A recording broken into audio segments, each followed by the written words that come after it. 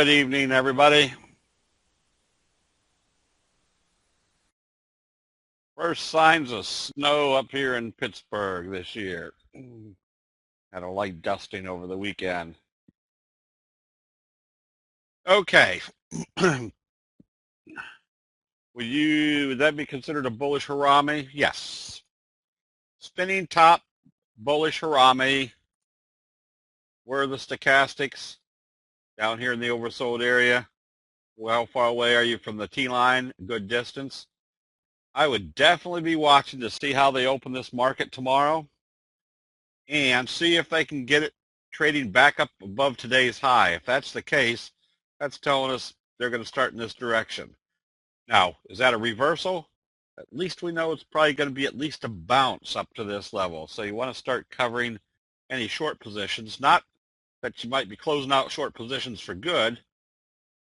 Might see a few days of upside. Tail does not matter then. No, just remember, the only thing important to the Japanese race traders was the body.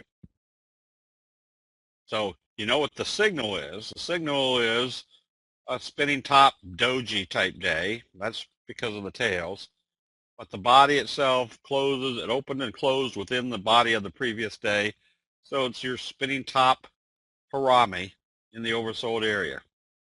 Just giving us the inclination that there might be indecision going on down at these levels, and the inclination is kind of confirmed or let's say increased because of the distance away from the T-line. The NASDAQ kind of did a hammer type signal in the oversold area. Same scenario here. If you see a positive open and they trade back up above the high, that would also be a good indication they're bringing this market back up, at least bouncing back up to the T-line.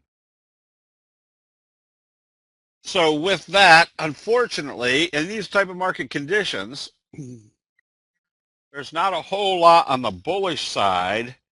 And I say not a whole lot, and that's usually part of the scans, which I'll get to. First, let's go through some of the commodities. Gold, that's not the right one. Gold has gotten a little lethargic. You're in this big fry pan bottom. You're not seeing sell signals, you're seeing selling. So what's that implying? Probably they're going to come back down and test the T-line. Don't have a reversal, probably just this fry pan bottom trajectory still in progress. So for the next couple of days, we're probably going to see a little bit of weakness yet in gold. And crude oil, nothing here except observe the obvious. Every time it hit the 20 in this case, and a lot of people ask, why is the 20 on here? When does that become a concern or an influence versus the 50 and the 200? And the answer is the longer a trend stays in existence or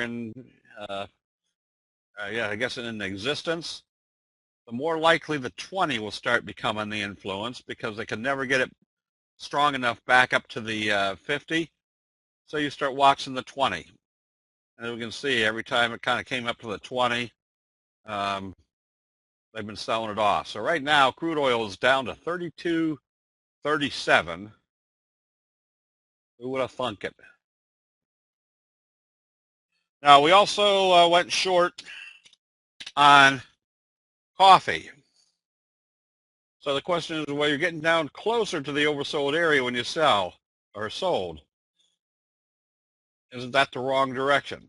You got to look at it on the basis of where is this selling occurring?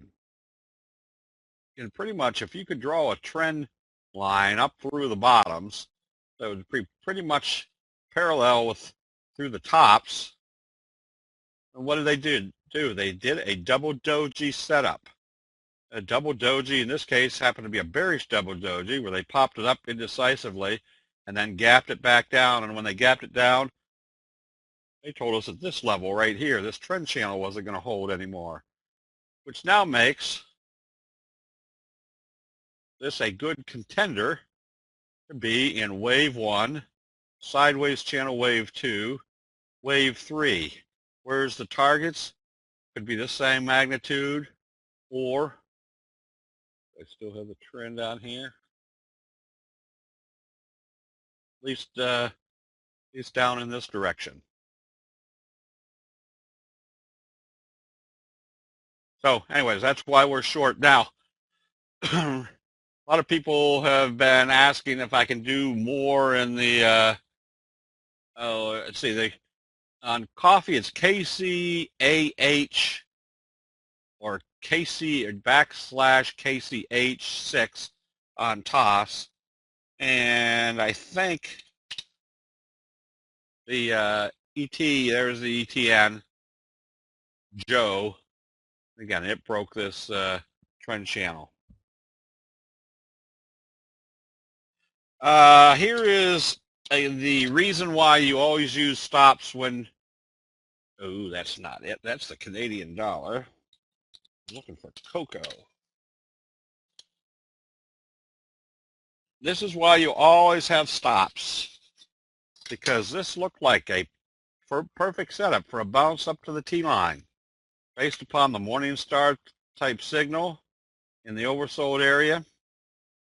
So if I'd bought this on Friday, is that right? Yes, Friday.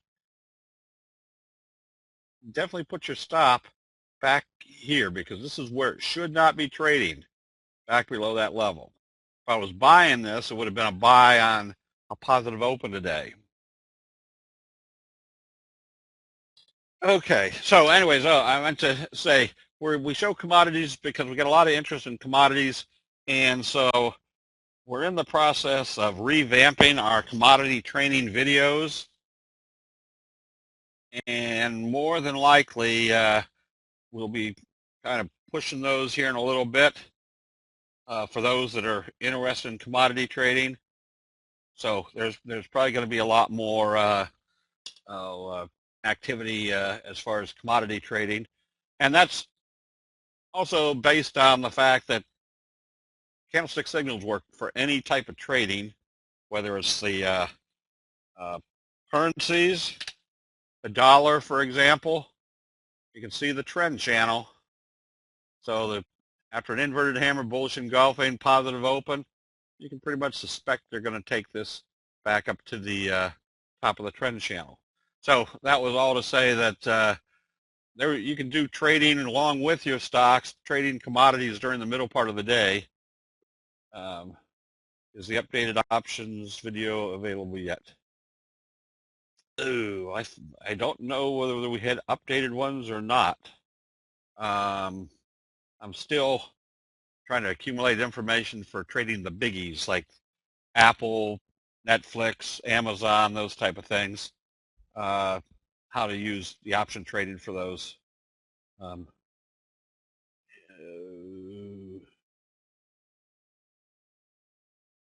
We were tweaking one a few weeks ago.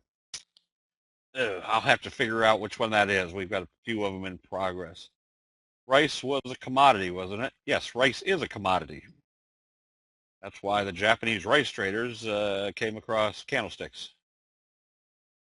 Oh, Larry, it all depends on, it's like any other market conditions.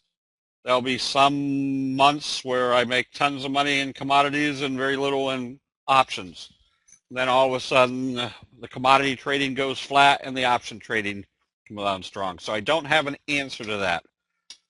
I would probably guesstimate, almost 50-50, maybe 60-40 commodities to options, only because I'm sitting here every day. So I've got the opportunity to trade commodities, which you want to, it's harder to trade commodities on a longer term basis. It's more for short-term trading. And let's see, did I do everything? All right, so we did a scanning session the other day, and one of the processes for scanning is when you up or refresh your charts, you can go through, or you can go through pretty quick, looking for the bullish trades or the bearish trades. And usually when the markets aren't real bad condition, probably within the first 30 charts, you're going to find 3, 4, 5, 6 very good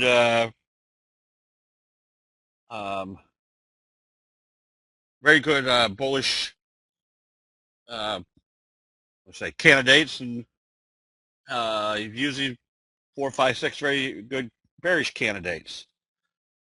But if you start going through, and it's just kind of a natural analysis, that if you can go through the first 200 charts and you're not finding anything good on the bullish side, that means you probably don't want to be going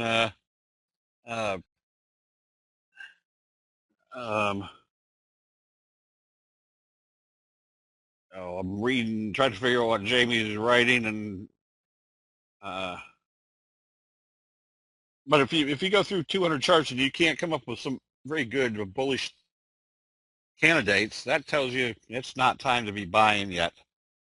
Had a Cat 5 hurricane here last year, and candlesticks were a commodity. Okay, I see that. All right, Stephanie, I day trade and swing trade commodities. Now, my swing trading of commodities may be anywhere from 2 to maybe 5 trading days, unless I'm in a real strong trend, versus in a stock where it might be 2 to 10 trading days. So more than likely the time frame is cut a little bit shorter. So fuel cell, not an easy chart after the reversal. It's not an easy chart to get your teeth into. So you can only go on one parameter at this point. You stay with it as long as it doesn't close below the T line. So here we've seen the market trading off pretty good, but it's bounced up, and then it opened positive and came back down. So our decision-making process on this one is now clearly based on what it does at the T line. Long and short individual stock should be coincidate with my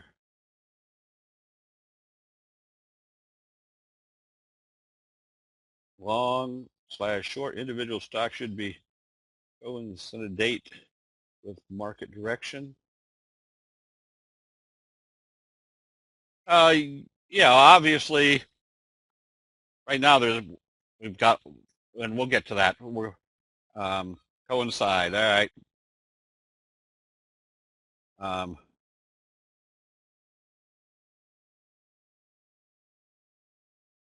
Yeah. So obviously, you want to be looking at stocks that are long when the market's heading up. You want to be looking at stocks, more stocks going short when the market's heading down.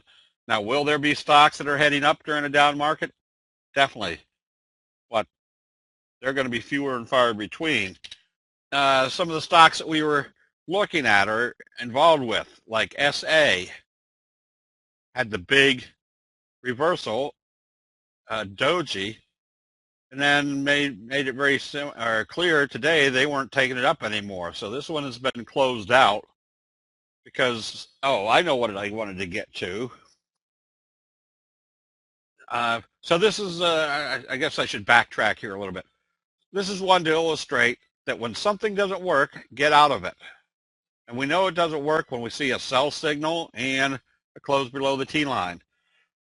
The question was, the other day, ARTX looked very good on the 7th. And now it's pulled back. Did they do something wrong? Well, the question was, did we do something wrong when we were buying it a few days ago? And I can't remember which day the 7th was.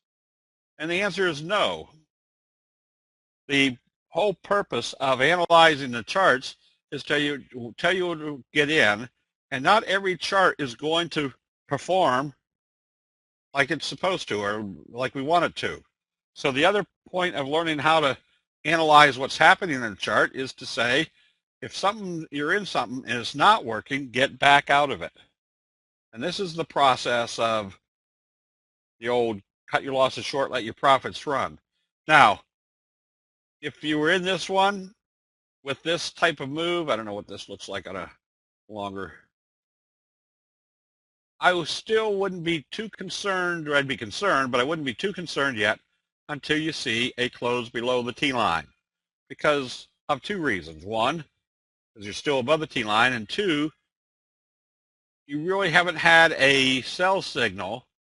This wasn't a sell signal because it didn't open above the previous day's open or high, and your stochastics aren't in the overbought condition. But I'd still use the criteria that if it started trading lower tomorrow, I might close it out. But knowing that it's still in this trajectory, I might close it out and wait to see when it turns around and starts back up.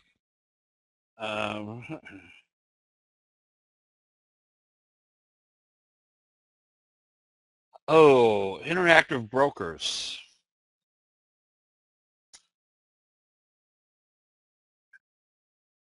Pete, you know, I don't actually know the answer to that. We've got them out there with most of the biggies. Anybody using Interactive Brokers, knowing if any of our formulas are out there? I don't have the answer to that, Pete.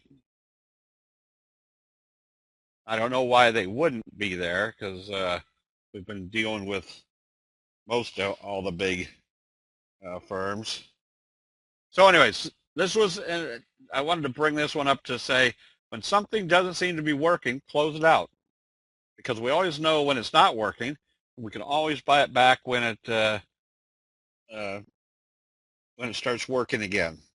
So before I go into some of the positions that we're involved with, let's take a look at the biggies. Apple in the oversold area, and it's kind of gapped up toward the top end of the trading range of today.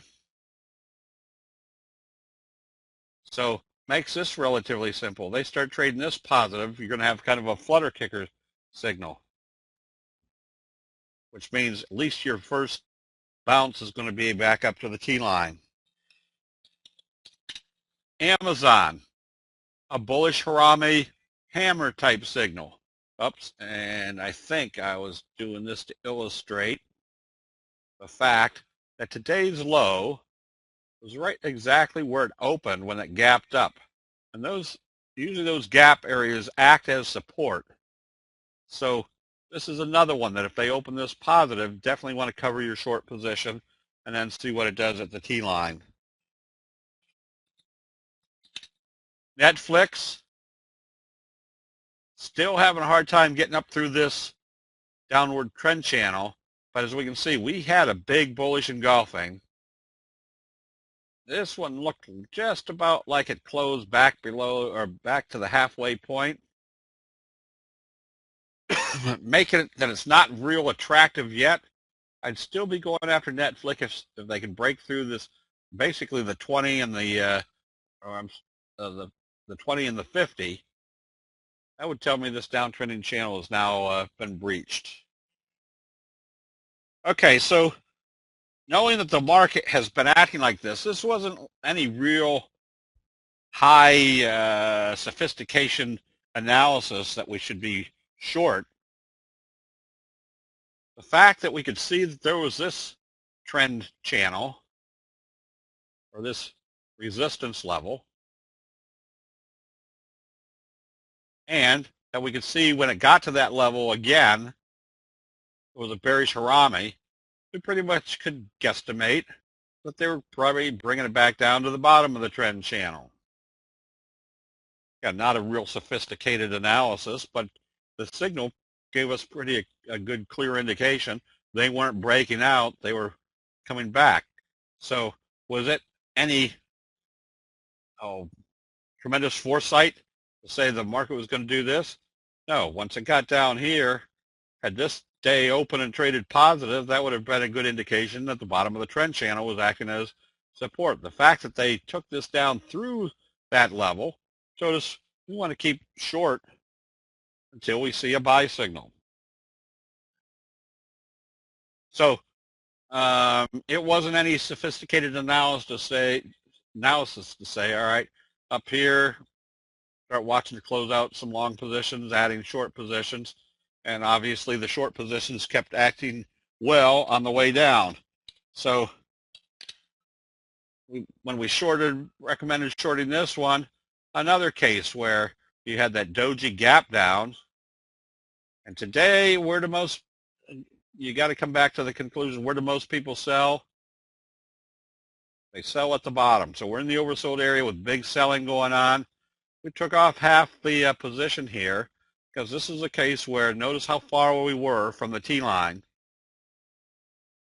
So that if you go to your 10-minute chart, you can see on your 10-minute chart, they were starting to bring this back up. There was your bullish Harami. Still failed the T-line, but then you did that little slow curve J-hook. Just took off some of the position there. Is that the right place to get out? Well, if you look at the probabilities, big selling at the bottom, and you're that far away from the T-line, take off at least half your position. If it continues down, all right, you're still making money on half your position after making a good profit on the full position. At least you're in half a position, which means you're in a high risk trade because you're getting that far away from the T-line and you're in the oversold area. So you just continue to stay short on half your position until you see a buy signal. Same scenario on PBYI. This one was more influential because it did a kicker type signal, still failed at the 50 on any positive trading, and then kind of broke this wedge formation. What's the criteria for closing this one? Just staying short until we see a candlestick buy signal. RLYP, oh, Pashaw, RLYP. Same scenario. You had kind of a wedge formation. You had a little evening star signal. Then you had your doji sandwich. And when they start gapping things down, especially with your stochastics heading in that direction, that's just a good indication. They're getting rid of this one. So we're looking for a potential target, which in this case, we're looking for this area. Now, does that mean it's going to go to that area or reverse at that area? Definitely not. We're just looking at that area to see if there is some sort of reversal signal.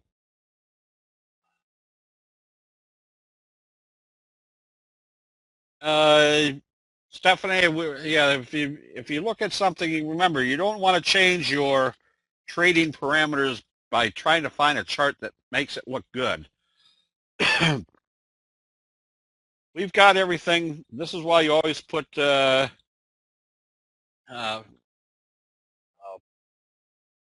want to know all the little intricacies of the trend analysis. 1, how far away are you from the T-line? 2, where do most people sell? Big selling, where in the oversold condition? 3, what type of pattern do we have here? We have a wave 1, wave 2, wave 3. How big is wave 3? Getting to be about the same magnitude as wave 1. So this is giving us all the indications that we should be starting to watch for a reversal down here. That we've got all the elements that we teach ourselves. Wave 1, wave 3, selling at the oversold area, moving away from the T-line. Those are all things that start telling us to start watching for a reversal. Would you put your stops at previous days open? On this case, no. We're too far away. We're in the oversold area. At this point, if our other half of the position, I might put my stop at the halfway point. And if they have enough strength to start bringing it up through the halfway point, that's telling me that is the distance from wave 1 and wave 3. Where's wave 2? Here's wave 1. Here's wave 2, the columnar wave. And then here's wave 3. Do the main bodies mean more to you than the wicks? No, the wicks and the bodies all have importance. Now, the important aspect of a candlestick chart is the open and the close. But the wicks also tell you what happened during the day and when there might be a reversal. or a signal. As you can see right here, the wicks, wee little teeny doji, or a spinning top doji right at the 50. So it's kind of a combination of knowing whether this was a sell signal, and this wick had it closed up here with that big wick, tells us we got a hammer signal. Let's see, Men's Warehouse, we're staying short. You got the dumpling top. You had the doji sandwich that broke this resistance level.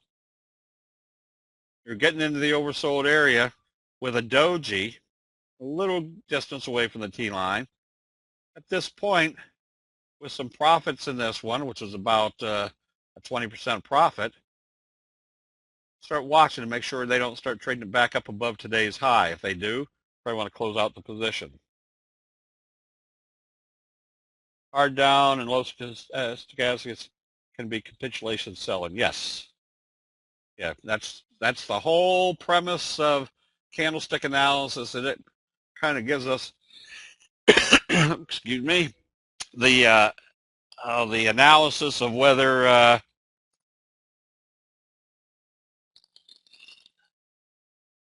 whether you're participating in that panic selling at the bottom, which is where most people sell, or that exuberant buying at the top. And fortunately for me, being the worst investor in the world before candlesticks came along, I could graphically see where I was usually buying or selling. And all I had to do is say, all right, if we know when people panic sell at the bottom, we should be starting to look for buy signals. So right now, we'll stay short on Men's Warehouse until we see a buy signal. We recommended going short on VRX today, kind of the same scenario, kind of a rounding top, and a definite failure at the T-line. Also a failure of the 50. Where's the next target? More than likely, they could bring this all the way back down to the $70 range. So with 1 week, I mentioned over in the options room, with 1 week to expiration, that buying the, I'm sorry, selling the 89 calls and buying the 90 calls gave you a credit of $1.25, which meant if this is still heading down over the next 3 or 4 days, our risk factor was that as long as it closed below 89 on Friday, we're going to keep that full $1.25 in your pocket. Well, you're getting into the oversold area. Yes, it's a higher risk, but still kind of a choppy wave 1, wave 2, wave 3. The spread was that we sold the January 89s. Now, it closed today at 85. We did this earlier in the day when it was trading up here around 88.60. We sold the 89s, which meant that money came into our pocket, and we bought the 92s, which meant that we had to pay out. But the positive money that we kept in our pocket was $1.25. So the idea was that because we're heading in a downward direction, that over the next, what is this, Monday, Tuesday, Wednesday, Thursday, by Friday, if this still closes below 89 on Friday, you're going to keep that whole $1.25 in your pocket because everything has gone to or trading lower than that. On the other hand, if they turn this around, it would have to go up to 90 and a quarter for you to start losing money.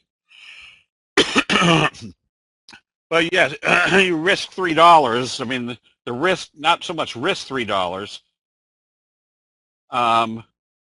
You're keeping yourself limited to a $3 loss instead of just selling the 89s outright, which would have put, I don't know what that would have put in your pocket.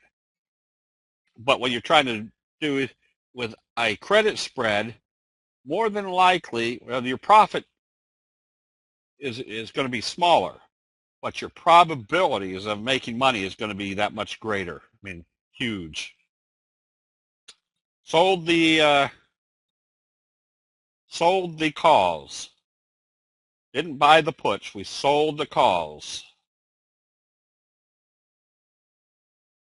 Yes, your downside or your loss is limited to $3, but the probabilities, remember, you're still heading in this direction. Let's see. Now, those weren't the numbers out at the time. I forget what the numbers were. It was just that all I knew was the net between selling the 89s and buying the 92s was you had a $1.25 credit. Oh, yes. I'm sorry. Big Al's done it right. So your risk actually is $1.75 because if this stock all of a sudden skyrocketed, you've already put $1.25 in your pocket. If it skyrocketed for some reason, it was trading up in this area on Friday, you'd have to buy it back for a net of $3 difference. So you already put $1.25 in your pocket, so you'd be out $1.75 on the trade. Thank you, Big Al. I forgot all about that. We're still short AXLL. And this is just simple analysis. Again, wave one, wave two, a failure right up here with a left-right combo, hanging man type signal.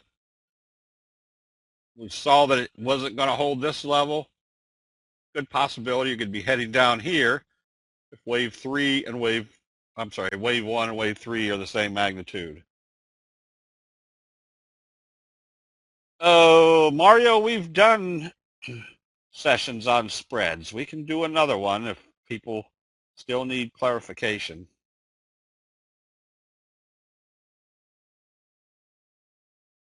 Okay, what else do we have here? Oh, we also recommended going short INSY, another one that has this big rounding top, big bearish engulfing signal. So if it traded lower, telling us it wasn't going to hold this level, tells us we could probably have another move as this same magnitude, which looked like to be about 8 points. That means from 8 points from around here, it takes you down toward the $20 area. All right, we can do a spread session again. The reason I like spreads, both debit and credit, is because prices always don't move. I mean, they move in a direction, but they do it in a choppy manner in waves. So if you can check out what the timing is for the move and where the resistance level is, that instead of hoping for a big price move, which very rarely happens, you get a much more better leverage by buying one option and selling the other one against it. You've got less money exposed. You've got much lower break even, and your percent return goes up dramatically. So there's lots of benefits to doing the spreads. Macy's. As I mentioned, there's very few stocks right now to get, I got, 5, maybe 12 decent looking, yes, I think there's a, they're in the archive somewhere. I think if you email Abraham and say, can you give me the last trading session on spreads, he can give you the link. Macy's, kicker type trend kicker today. If you're buying this one, which wouldn't be adverse to doing that, just watch to see what it does once we get to the 50. So Macy's is a strong one. MLNX did a kicker type signal I say kicker type. A true kicker signal shouldn't have a tail to the downside.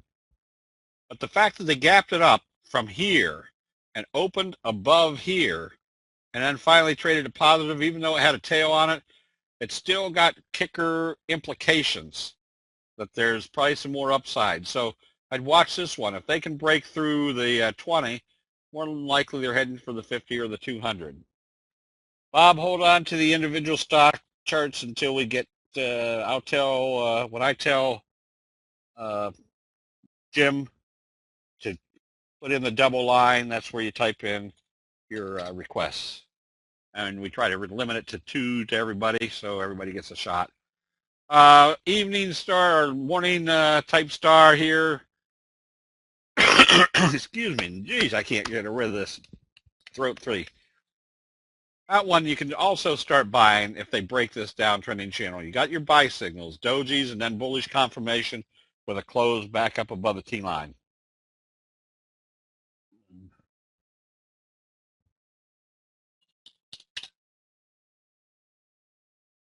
ML or MXL had a kicker type signal, not quite a kicker's, but it has the same implications.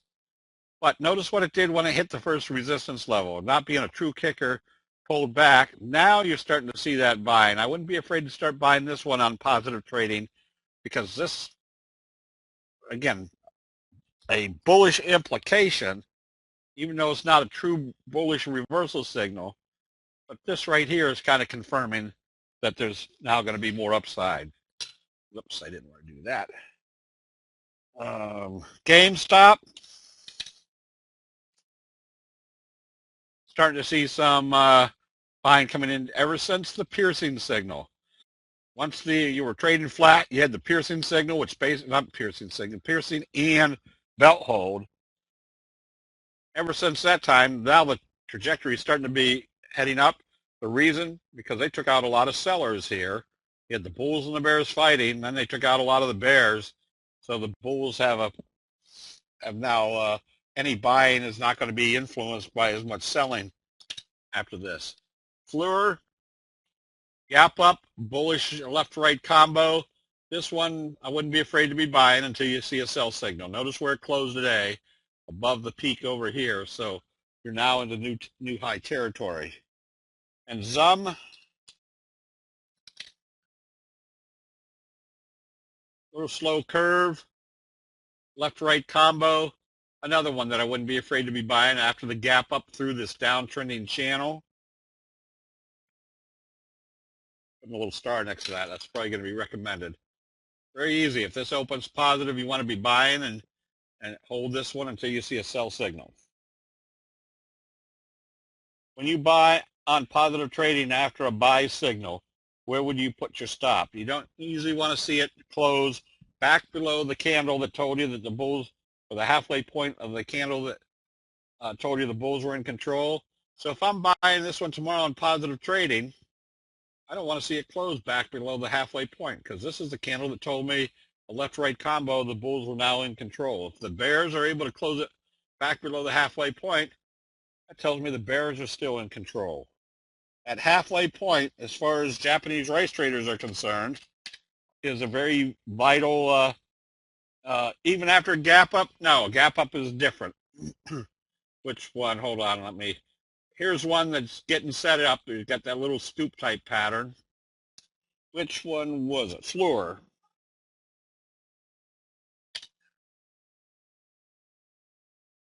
Fluor, with it opening here and then turning around, this would have been a little bit scary for the first whatever time frame that was. But the fact that they started immediately bringing it back up told me that they were still buying even though it's trading lower. Had this opened lower and closed down here, yeah, I would have probably closed it out because that told me there was no buying after that big gap up. But remember, that gap up is a message.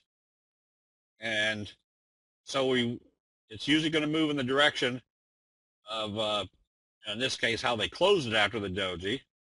You can see there was some consolidation in here, but this was your message. They broke this out, and that message was there was new buying strength coming into this. So let's see. So even after a gap up, or after a gap up, you've got a little bit different criteria because the gap up is already giving you a different parameter as far as what the strength of that trend is going to be.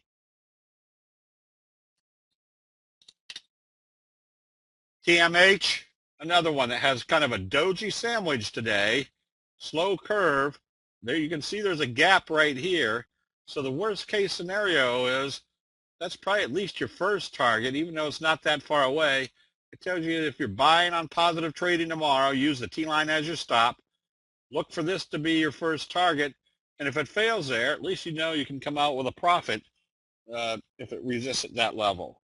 J.C. Penney has still been acting well ever since it did the big bullish engulfing, double bottom.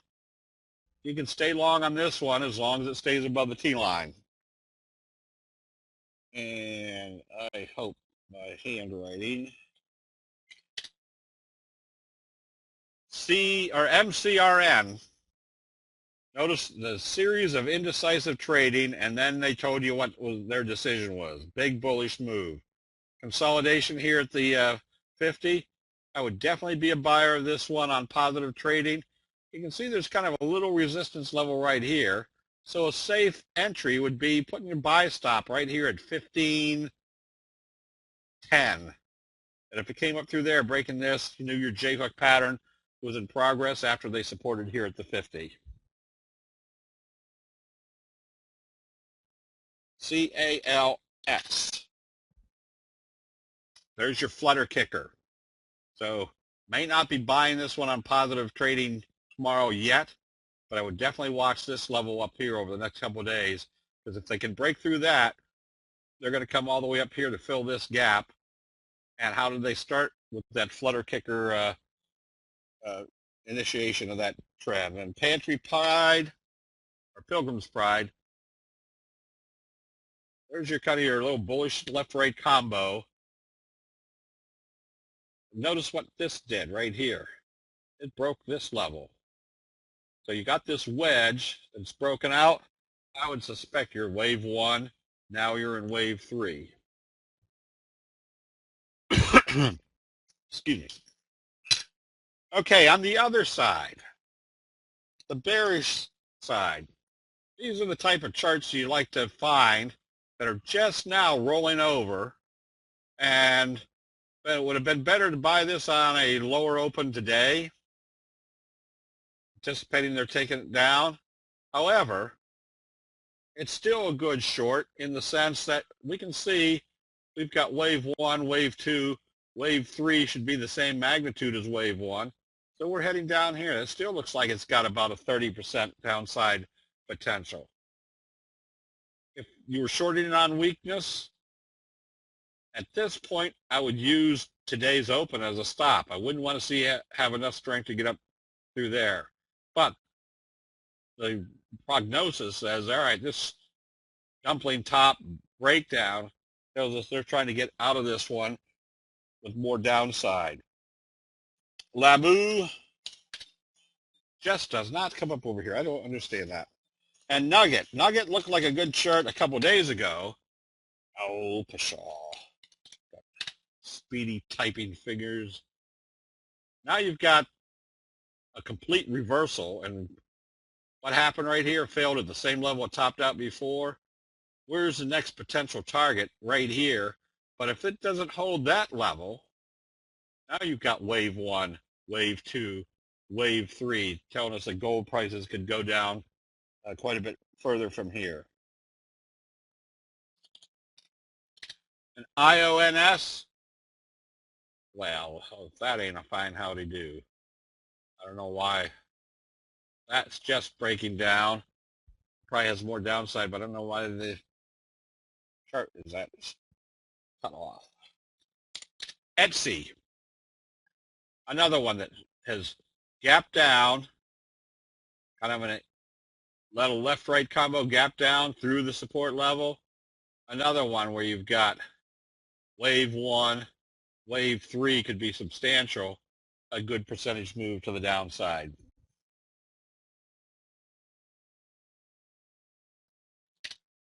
CLVS, slow curve, right, or dumpling top, failure at the T-line. You're right here at the support level. You can short this one on weakness tomorrow with the potential.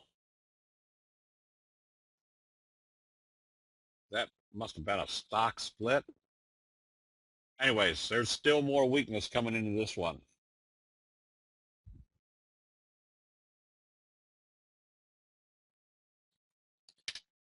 ATRA, same scenario, failure, kind of a bearish flutter kicker. Right here on the support level, if it opens lower, you definitely want to be shorting this one with the anticipation that the next wave is in progress.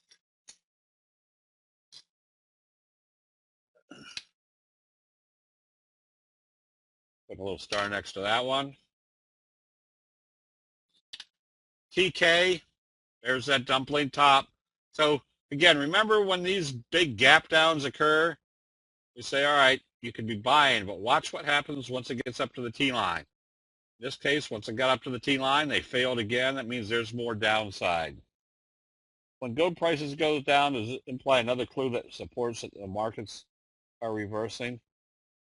I wouldn't put my full weight on that. It's usually, but more than likely, gold is not going to reverse right as the market reverses. Because remember, gold is a emotional trading vehicle, and emotions don't change that fast.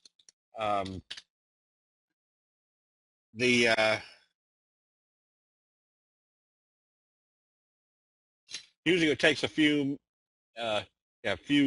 days for people's confidence to build back up. So I think gold is probably more in just a pullback right now versus a reversal.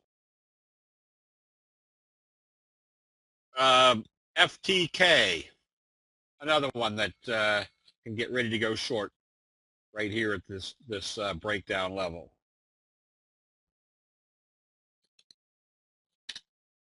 RWLK. This one, as you can see, as fast as it came up, kind of coming out of this scoop pattern, they could bring it right down just as fast. So these are the type, because remember, what took it up fast and then they reversed it, people are going to start bailing out. This is where you can get these column reversals. Big move up, big move right back down again. Mostly on these, well, practically on all three, or three big days to the upside.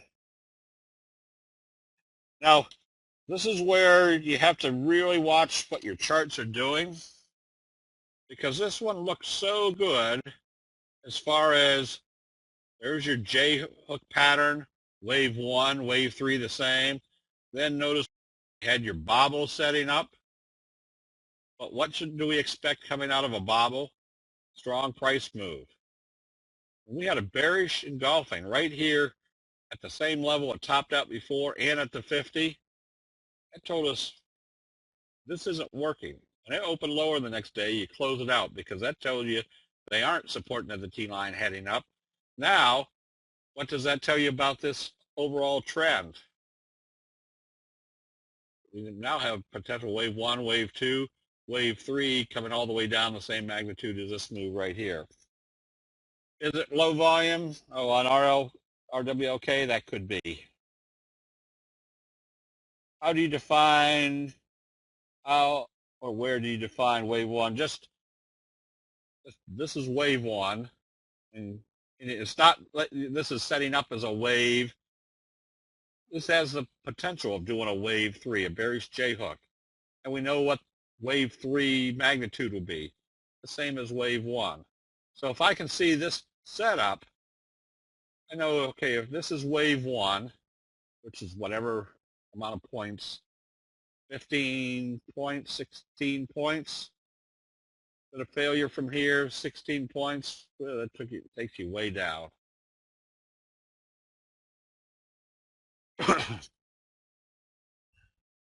And let's see. So anyways, so this is where the expectation of this breakout got nullified. I told you right away, and this is where even I fight my own emotions after years of trading. I say, oh man, this is going to be a nice one. Oh, I'm bearish engulfing, but I was expecting this. Then I have to look back and say, all right, what's the chart telling you? Get out of it. You don't want to be in it. And ADAP, right pan bottom, where did it fail? Right about the same level it started. What type of signals are we getting? A bearish Harami. Now we're back below the T line. So a failure here at the 50 essentially tells us what? Probably we're heading back down to the lower end of this trend channel. Stochastics rolling over. A failure here at the 50. Worst case scenario, it's going to come down somewhere in here, or possibly all the way down here.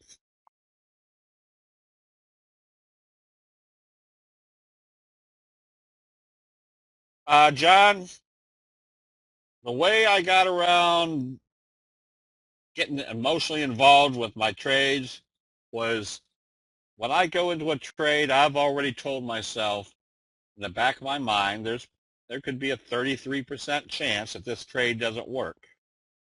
So when it doesn't work, I don't fight with my own ego to say, man, you picked this one out to be a good one and it's not working. Boy, are you stupid.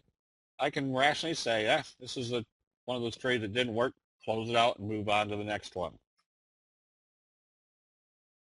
And I've found that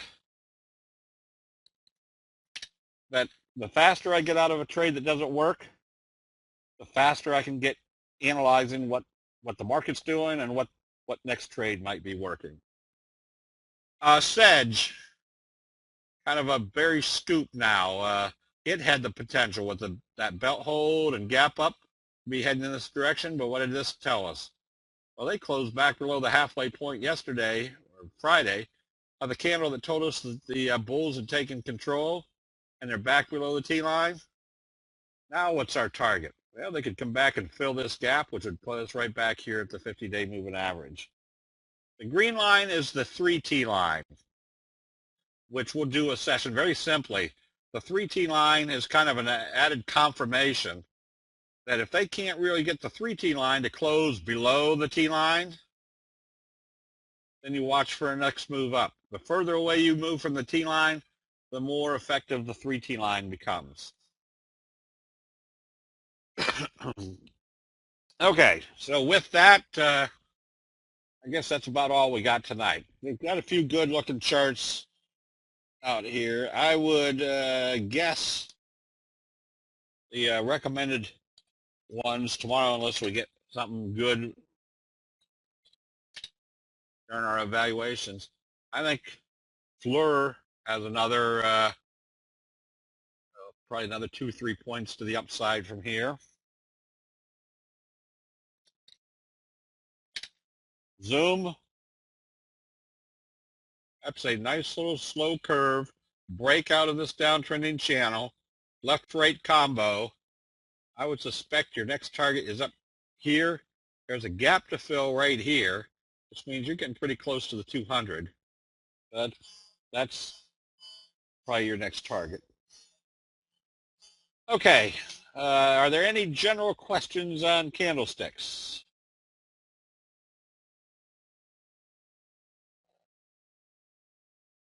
Is nuance similar to another chart you showed us where it looks like a reversal at the same point it gapped up previously?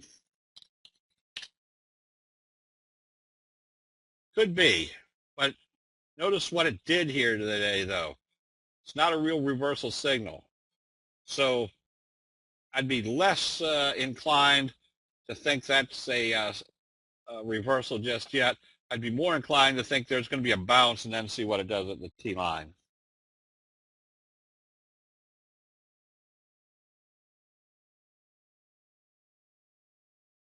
SIG bounced off. Let's see. This is what we call the bobble. And to stay long on this one, has to see it open positive and trade positive. If it opens lower, it tells us it's failed here at the 50 and the 200 on a big bearish engulfing signal in the overbought condition. If it opens lower, now you've got your wave 1, wave 2, going into wave 3, which would be the same magnitude as this one. You always make entries in the AM. Can you entry? Very few entries made during the day unless there's something big going on. But I would guess that probably 90% of my entries are probably within the first 45 minutes of the day. I would imagine that probably 70% of all my trades are done within maybe the first 10 minutes of the day. When the 3T line plays a significant role, the further away you move from the T line, the more influential the 3T line becomes.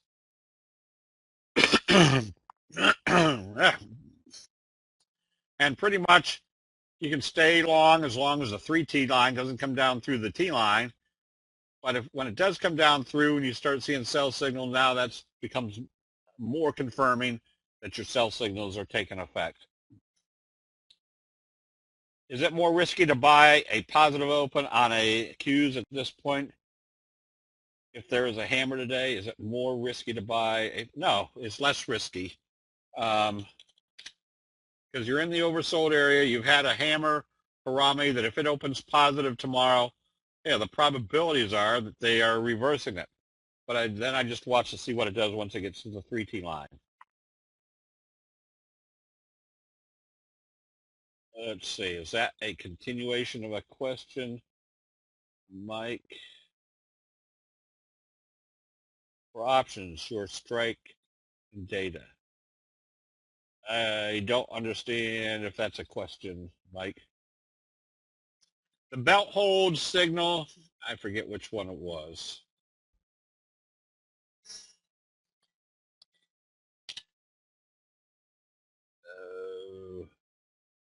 I can't remember belt hold. I'll keep it in mind when I come across another belt hold. I'll point it out to you and explain it. Is there any benefit to learning order flow in which you would be seeing and evaluating the internal trades within each candle? Not really. I mean, I'm sure there's some benefit if you want to take the time and effort to do that. Remember, the candlestick signals are the accumulative knowledge of everybody buying and selling during a particular time frame. So you don't have to add more indicators inside the candle to tell you what the candle is doing, because the candle itself is telling you what's going on in investor sentiment.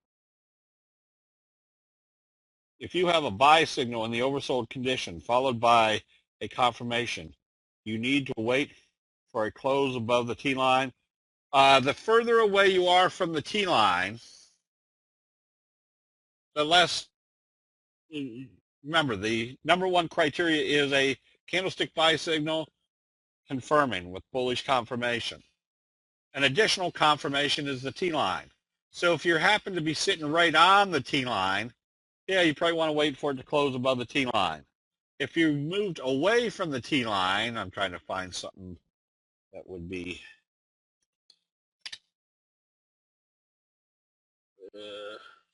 if you moved away from the T line and opened positive the next day, yes, you know at least your first target is the T line.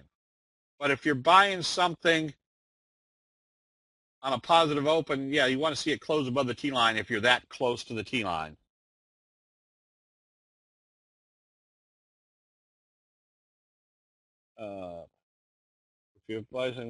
I'm struggling with stops and looking at different techniques. Stop loss, trailing, dollars, and percentage, any future trading on this.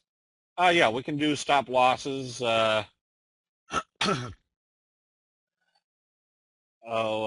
Sedge belt hold. Yeah, there was a belt hold on Sedge.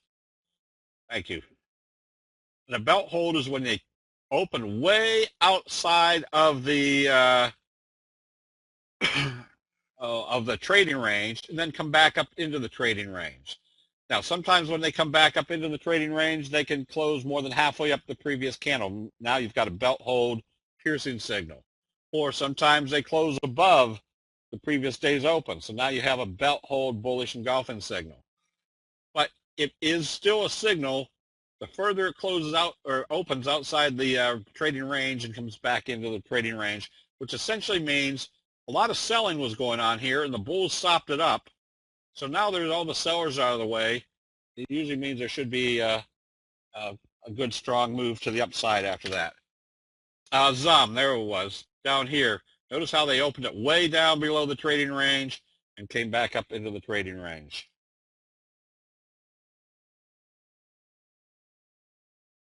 Let's see. Thanks for the 3 book deal. Okay, thanks. You're welcome, Grandpa. Does Zoom have belt hold signal? Yes. Yep. That one right there is your belt hold. And you can see what happened to the downtrend after that. A lot of the selling was out of the way and starts back up again. Can you do a settings section for the charts? I can. I don't understand what a setting section is. The first 15/30 minutes are so volatile, whipsaw. How do you make a good decision using opening prices? First of all, we want to see which way the market is heading. So if we've made our analysis that we're in an uptrend, and we see the next day when we wake up that the pre-market futures are opening positive, and the stock that we're buying is opening positive, confirming the candlestick signal that told us the buyers are stepping in, that's all alignment for buying. So part of that decision is, how is the overall market opening? Now, obviously, if this was a stock and we were going to be buying on positive trading tomorrow, if it started trading positive, but we wake up and the pre-market futures are showing that the Dow is going to be down another 200 points, that's probably a good indication you want to wait a little bit before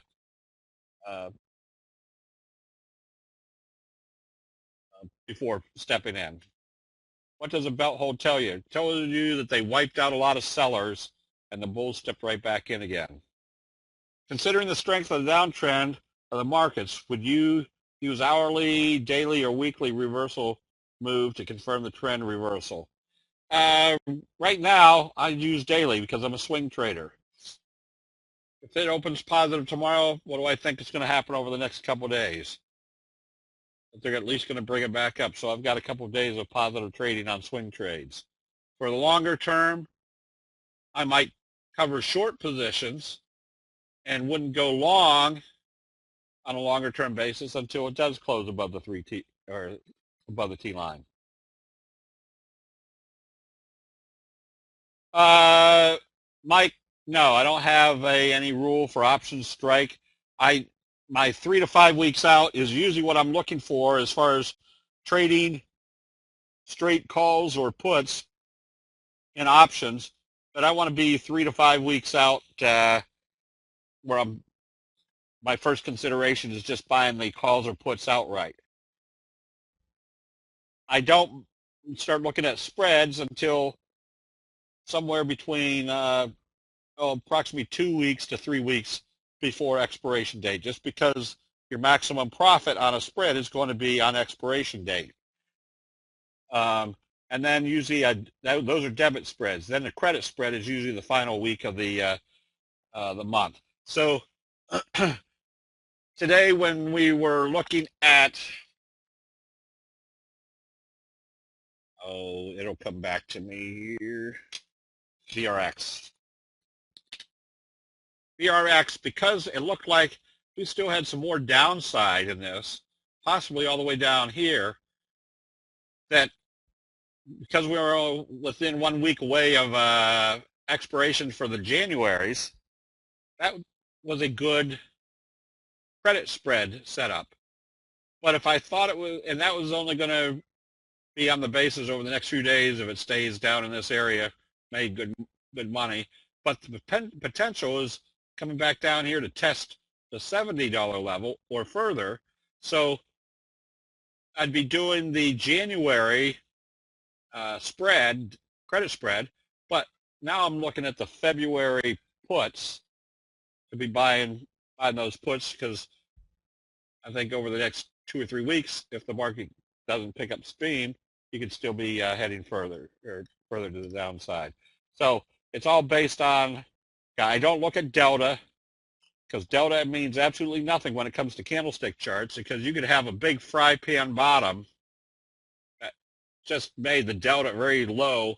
We're buying the breakout, which has absolutely nothing to do with the previous delta.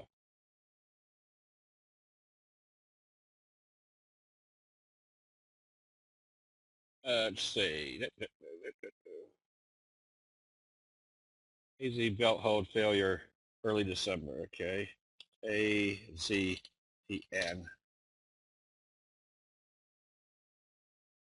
Yeah, I wouldn't call it a real belt hold because it wasn't that far away. Oh, over here. Here's kind of your belt hold because here was your trading range up here. They opened it way down here and took it back up. Was this the one? This one I wouldn't really consider a belt hold. It was just a little gap up, and it didn't look like it was too much out of the trading range. You watch multiple screens at a time to keep track of your positions. I just have, I've got 3 total screens. One I've got broken up into 3 different screens where I'm watching my trades. My center screen is my watch list for stocks.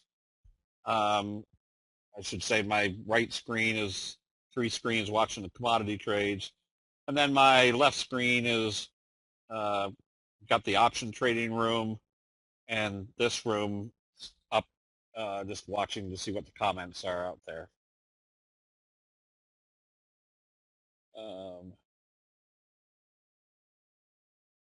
What's the difference between selling a call and selling a put in an option chain, or buying a call or buying a put? When you're buying a call or buying a put, you're buying the piece of paper that says you have the right to buy that stock or put that stock to somebody. When that becomes your option. When you're selling that piece of paper, you're selling an obligation. So when you're selling a call, that means you're expecting that call to go down in price, because if you're selling that call to somebody for $2, you're anticipating or you're hoping that stock price continues to go down, and at expiration that $2 call that you sold to somebody is now worthless. So you kept that $2 in your pocket. But because it's an obligation and you sold it to somebody for $2, if that stock all of a sudden went up 10 points, you might have to buy back that call that you sold to somebody. You might have to buy it back for $12. So so selling a put or selling a call is different than buying the call or put. And Brad, when we do a spread session again, we'll kind of go through the terminology of all that. Can you have a bullish or bearish belt hold? Yes. And I forgot which one we had recently that was a strong bearish belt hold. Yeah, there was a belt hold. Now, a belt hold needs to have confirmation. So I would have been buying this one on positive trading after this. You still have to wait for that confirmation of that signal.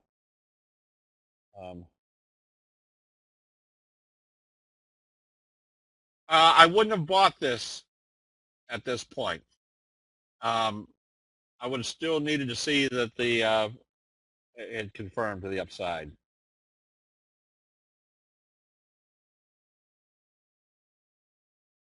Do you think the possibility of a bearish doji sandwich in the indices tomorrow? Well, again, that you've always got that possibility, but that also becomes a function of how the market's open tomorrow. However, remember, if you see a doji in an oversold condition, that's when you start looking, especially that far away from the T line. That's when you start looking. That's where your the probability say start looking for that reversal, because that's what it's indicating. Now, could it open lower and head lower? Definitely. but the probabilities right now are saying this might be where the reversal is occurring. Selling the option, your account needs to have full value of the, yes. Yeah, so that's why you do a spread. If you sold a call, your upside risk is unlimited. So if you sell a call spread, that means you sell one, like we did in the VRX today. We sold the 89s and put that money in our pocket. But if that stock all of a sudden opened up 120 points tomorrow, we'd be out big money. So to protect that is you buy another call for less money at a higher price. So that means if that stock, which was closed at 85 today, all of a sudden, let's say it opened up at 120 tomorrow, well, we'd get creamed if we had just sold the 89s without any protection. The fact we bought the 90s told us our worst case scenario was that the $1.25 we put in our pocket, that if those calls went up that much, there'd be a $3 difference between having to buy the 89s back and buying the 92 backs. So we've limited our risk to just $3 maximum, which means we put $1.25 in our pocket. We had to buy everything back at $3. So we were out $1.75 on that trade. Was it Nike on a bearish belt hold? Yes, there's your bearish belt hold, left-right combo. Notice how far out of the trading range they took it and then brought it back in. That's a very bearish sign. Thank you, Sean. Okay, let's, Jim, do the double line. I might not be able to get through all of them tonight because my throat is fading again. Let's do the next double line.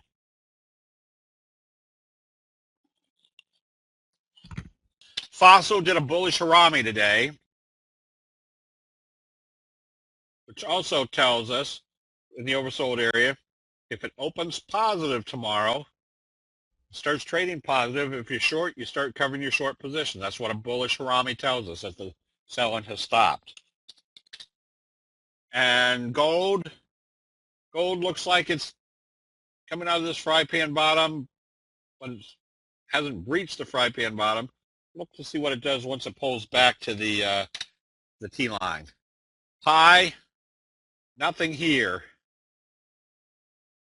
Maybe another bearish J-hook pattern in progress. Now this one I'd be more apt to think it's going to open lower, even though it did a hammer today, because your stochastics are still heading down. You're not in this type of condition. You're in this type of condition.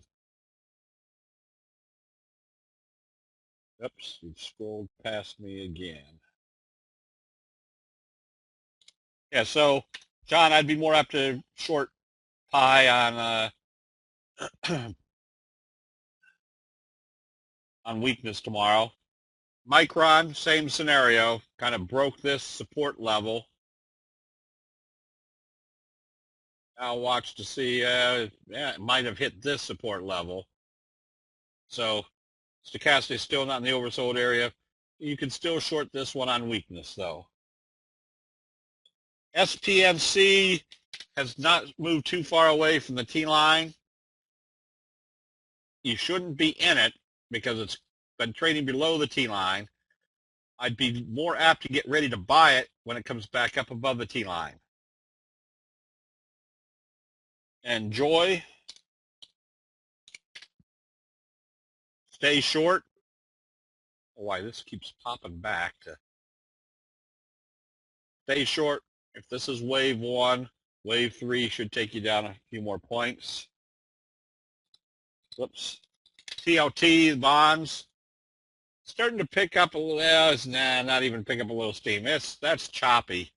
And as you can see, over the last few months, it's just been in a big sideways mode. So, which basically tells us the interest rates aren't going anywhere right now.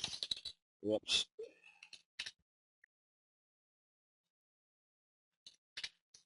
ACAD, notice what happened when it broke this support level. Doji gap down, you stay short until you see a buy signal. TACB got whammed,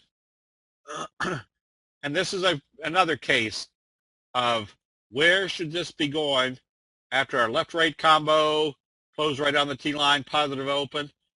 If you bought this on positive trading today, where should it not be trading back to? It shouldn't be trading back below the T-line. When it started coming in this direction, you close it out. If you didn't, you definitely should have closed it out with it doing a bearish engulfing. Even though it bounced off the 50, your stochastics are showing you there's no buying going on right now. FXCM. This one I'd be more apt to buy if it breaks this downtrending channel. Yeah, I wouldn't be in it right now because it did trade a few days below the T-line. Today was kind of a reversal day. Not a real bullish signal. That's why I'd want more confirmation with it coming up through this level. Hasbro, you can stay long on this one. Not a very exciting stock, but at least it's headed in the right direction. ENZ, that's a good looking chart in the respect that you're in this uptrending channel, got a bullish left-right combo off the 50. At least you can kind of suspect your next target is to the top of the trend channel. And BLCM, stay short. You're in the oversold area. I'd pick a spot. In this case, first of all, I'd think it'd be coming down here to test this level. But I'd put a stop at the halfway point of this candle. If it came back up through the halfway point, that told me pretty much where the buyers are stepping in. XLRN, you stay short, but observe the obvious. You're in the oversold area. Get a doji right off the 200. I would use today's high as my stop. It shouldn't come back up through there. If it is, it's telling you they're taking it up off of the 200, going back up to the T-line.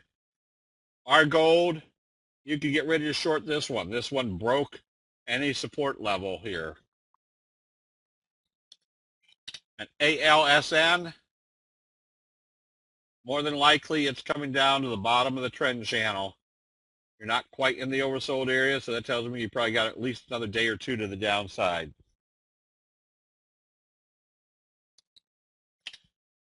RTEC, I'd stay short, but again, I'd use today's high as my stop if I was short. Wouldn't want to see it come back up through that level. United Foods, notice how this one kind of gapped up toward the top of yesterday's trading. So if this opened positive, especially if it came up through today's high, you've got a bullish flutter kicker, and where is it occurring? Right at the same level they bottomed out before. I'd be covering my short position. Weight Watchers did a little bullish harami, but not a real strong one. If you're short on this one, use today's high as your stop. If it comes up through there, they're at least bouncing it. And then you can always wait to see see if they come back down through today's open. You could always re-short it at that point. XON, stay short. ATV, this one you can get ready to buy on positive trading tomorrow. I think they're the ones that announced doing a buyback. And ASFM, excuse me, not a very exciting chart as far as magnitude of return. If you like it, you stay long as it stays above the 50, but it wouldn't be a trade. It'd be more for a long-term hold because that's what the trend's already telling you. CTSH, another one that I would use today's high as my stop if you were short. FIT, stay short. CVX, Chevron, stay short. Now, all these that are getting down toward the oversold area, just as a safety factor, you put your stop at the previous day's open. Because if there's enough strength to take them back up through those levels, that means the bulls have stepped in. HFC, little bullish harami. Another one that I would probably cover a short position if it traded back up above today's high. But this would be the case too, where if it came up through today's high, I'd close out the position and then just set my sell stop again at today's open. If it came back down through there, nothing has happened to tell us there's a change of trend. But the reason I'd be more ready to stop in and out is because the stochastics are in the oversold area. This one also, get ready to cover the short positions if it starts trading higher tomorrow. FAS, same scenario. CERN, you can stay short. If you had enough guts to stay short on this one after your inverted hammer, where if they opened it positive, where do you think they were taking it to? The T-line. Well, now you've got the bearish engulfing. So, yeah, that's probably even a good short on weakness tomorrow.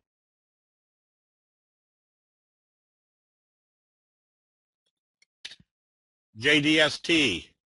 This one has good reversal to it. I'd rather be a buyer, though, breaking up through the 20, breaking this downward trend channel. Let's see, RLYP. You stay short on this one. As a safety factor, you put your stop at today's open. Now that you're starting to head into the oversold condition. Any, look for a flutter kicker here, just at this level. Just make sure you got a lot of volume on these type of stocks.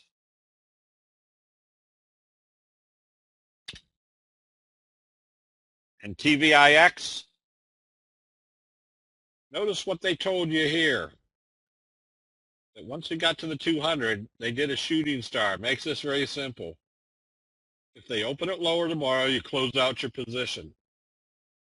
Worst case scenario is if they start bringing it back up, you can always put a buy stop right about here and buy back in. But right now it tells me they're probably going to come back and test the T-line. First Solar, you're below the T-line after that gap up. You should be out of this one. You can always buy it back. Right now it doesn't have a good looking chart to be either long or short. I'd probably be more apt to be going short, especially if it came back down to today's low. Dollar General, suspect this going after failing the 200. It's coming back to test the 50. Children's Palace. Trend kicker type signal. You can stay long on this one. BlackBerry, stay short. Art, you can get ready to buy this one. Just make sure your volume's good.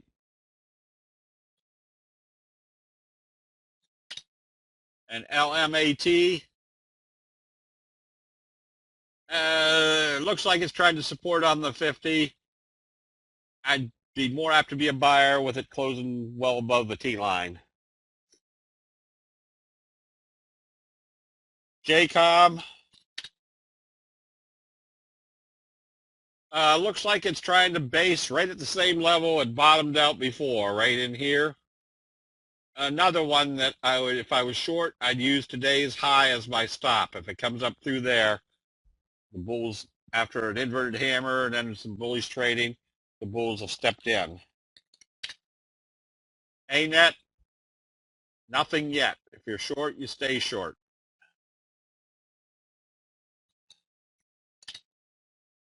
Cent, nothing here to get real excited about.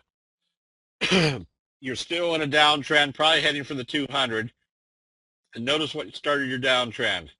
The big bearish engulfing signal. Remember, these big reversals usually tell you that where the next trend is going to.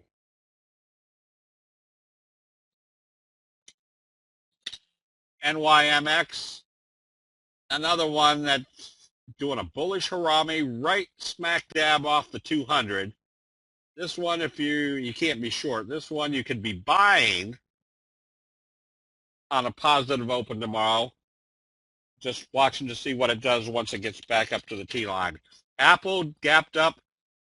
If this opens positive tomorrow, meaning if we see the pre-market futures are trading positive, you probably want to cover any short positions on Apple and then see what it does at the T-line. Caterpillar, nothing there yet, except for the fact that they probably hit this downtrending channel. You probably still have some more down days waiting for the stochastics to get into the oversold area. So I'd get ready to start covering the shorts at that area. Netgear, another one I'd rather close it out if it comes back up through today's high, which is also, they use the 3T line as a resistance. And Western Digital, slow curve, you stay short on this one. See, I think we did ATV. Yes, you can buy this one on positive open. You don't want to buy it if it opens lower, obviously. SEIN, this one you stay long. You can see the big fry pan bottom on this one. You know your first target is probably right here where they gapped it down. But if they break this one out, notice there's very little resistance. So you've got a good possibility of taking this one all the way back up to the 200-day moving average.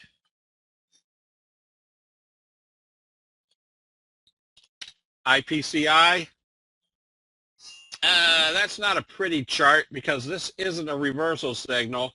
I'd watch to see if you're long, you stay long, but I'd be definitely trading off my shorter term charts on this one.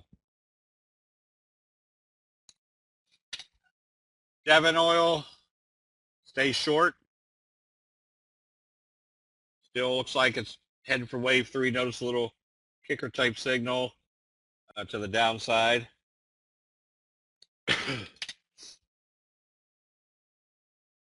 Genesee Wyoming. Bullish Harami. Yeah, I'd get ready to cover short positions on a positive open tomorrow. You can always reshort it if it comes back down through today's or Friday's low. XIV, also that hammer Harami. Be ready to cover your short positions on positive trading tomorrow. Macy's we did. You can be buying this one. Just watch to see what it does once it gets to the 200 or to the 50. SDS, one that you can stay long, but you're in the overbought area. You had kind of a shooting star. Use today's low as your stop. If it comes back down below that level, they're bringing it back down to test the T-line. Scotty hasn't really been doing anything. If you're short, you stay short on this one. NVRO has given you a message, but I wouldn't be you wouldn't be long or short in this one. You don't go long until you see that the selling has stopped. So you're looking for a kind of a candlestick reversal signal. Twitter, another one where you just stay short until you see a buy signal. Cure, yes, you can be going short on this one, except notice that your trajectory isn't all that rambunctious. More than likely, you're coming back down toward this area. Again, the failure at the 50 with a shooting star doji, failure. So if it opens lower, at least you know this is your first target. Las Vegas Sands.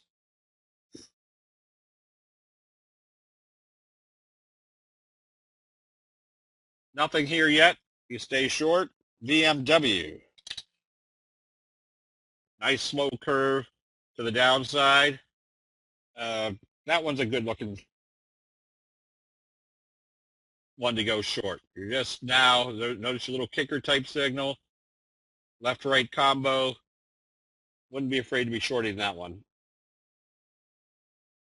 We did Amazon. We did Netflix. Tesla.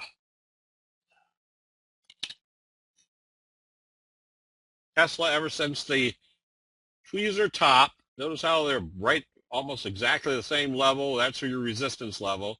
Shooting stars, gap down. You hit this level, but I would stay short until you see a buy signal.